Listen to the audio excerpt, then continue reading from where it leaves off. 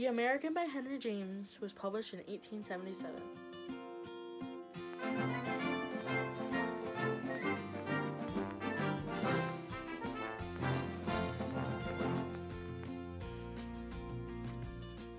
For knowledge, the first part, the title of The American is probably one of the easiest titles to figure out. It directly reflects the main character, Christopher Newman, also known as Newman, a wealthy American who spent time in Europe, more specifically in France, to find a wife, which is where author Henry James was living at the time it was written.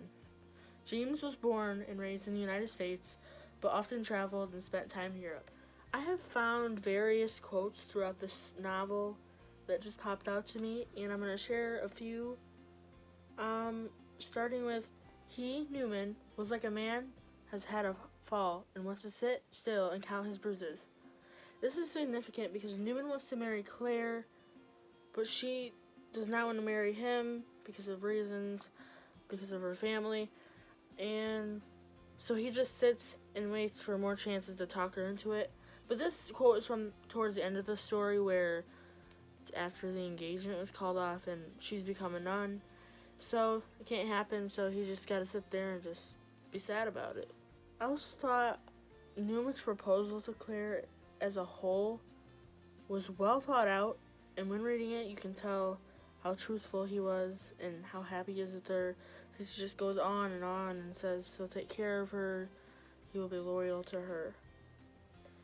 Another observation I had was that we had quite a few of our vocab words were used, like I said. Just to name a few, there was sublime, equanimity, annihilated, celerity, candor, trepidation, and beguiled. There's probably some others, but I probably looked them over, but found a few. And oftentimes throughout the book, James has several of the characters speak a word of French in their English sentence. For example, thank you, Vaughn, which means thank you, my housemaid. It was just, there's several occasions where this happens, but that's just an example.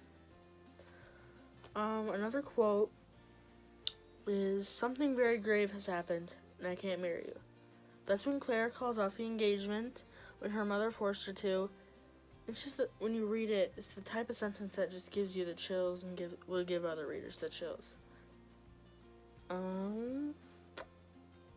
And Christopher Newman is the main character's name, and in the beginning of the book, he talks about his name and why he was named that. He says, well, my name's partly celebrated. Did you ever hear of Christopher Columbus? So that is just him saying that he was named after Christopher Columbus, the explorer. And then Mrs. Tristram asks Newman if he has decided against getting married, and Newman responds, heaven forbid, I'm quite bent on it. This gives readers a great sense that Newman is ready to be married immediately, and maybe even came to France, but even more specifically, the city of love, Paris, to find a wife. Part 3, analysis. The piece of literature I think of mostly when it comes to this book, The American, is Romeo and Juliet, written by Shakespeare. Newman reflects Romeo and Claire reflects Juliet. Just like Romeo, Newman basically falls in love with Claire at first sight. It's not exactly the same, but it's pretty close. Newman and Claire don't fall in love as fast as Romeo and Juliet, but eventually Claire gives in. The family of Newman is nowhere to be found, but Claire is part of an upper-class aristocratic family. Newman and Claire become engaged, and Claire's mother throws a party for them. Afterwards, Claire's mom and her brother basically tell Claire she cannot marry Newman, and then Claire suddenly goes and joins a convent to become a nun. This is basically a romantic tragedy, just like Romeo and Juliet. Even though Claire didn't die, she is no longer able to marry because she is a nun, which breaks Newman's heart. The American is a good reflection off of our summer reading, How to Read Literature Like a Professor by Thomas Foster. Chapter 5 talks about Shakespeare and how his work has influenced writers after him, even into today's writers.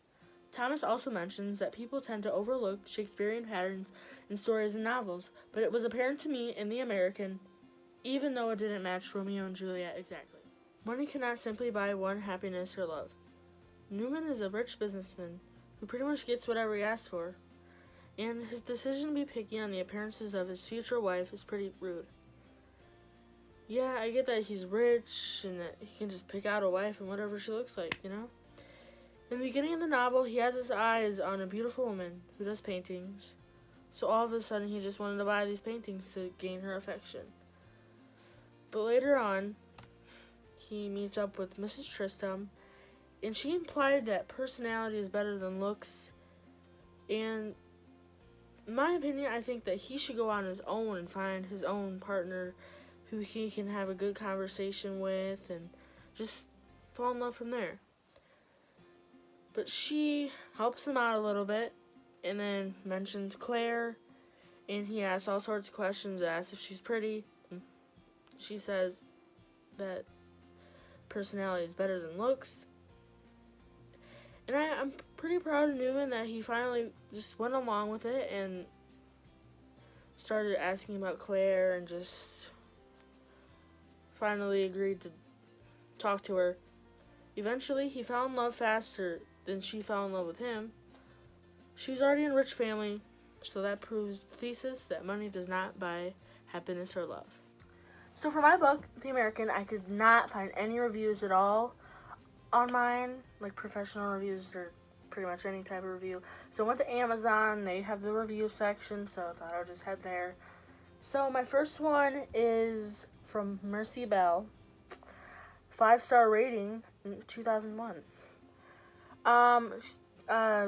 Like I said, she had a 5-star rating.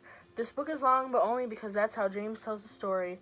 It's like a soup that needs to boil all day, so it's kept on low, but when it's done, it's perfect. That's a good metaphor there. The book stays at the pace of our hero, the American Christopher Newman, a smart, educated, rich, yet easygoing, simple, and humane veteran of the Civil War, and a self-made tycoon who goes to Europe to see the treasures and entertain himself. Then it just goes on a little bit of plot there. I like that metaphor there, but yeah, it's a long book. It's a lot of information to take in. It's just a lot. So yeah, there's number 1. Sorry, that was actually a simile. I gotta get my stuff together because it says alike. So another verified purchase on Amazon is from Bobby and Becca Vines. Gave it 5-star rating. Delightful classic. This is my first Henry James, and it is a delightful read. The writing, though sometimes archaic sounding, is utterly compelling, as is the storyline. It is a fascinating look into the Paris and Europe of the 19th century, the juxtaposition of the rugged, self-made, and entirely transparent American character with that of the Europeans steeped in history, traditions, and class, provides much fodder and extrapolation into modern times. Now this review is definitely, I think, worth reading because even some of their words are archaic. But anyways, you can see that a lot of people who are interested in this time period love this book. And in my review, as you'll see, I said if you are interested in this time period at all, you'll probably like the book. But yeah, I think there's too much in that book. I mean, there's definitely some good parts of it, but it was alright. I would recommend this book for people interested in this author in this time frame. It was sort of a difficult read, but was a neat story. James is a good writer, and as a reader, I can tell that he was very well educated because of the diction that he uses. And I also saw throughout the story a few of our vocab words popped up. It's not something I would just pick up and read, and again, it depends on who you are and what you like to read. I would not change any part of the story except for a few chapters that kind of went over my head.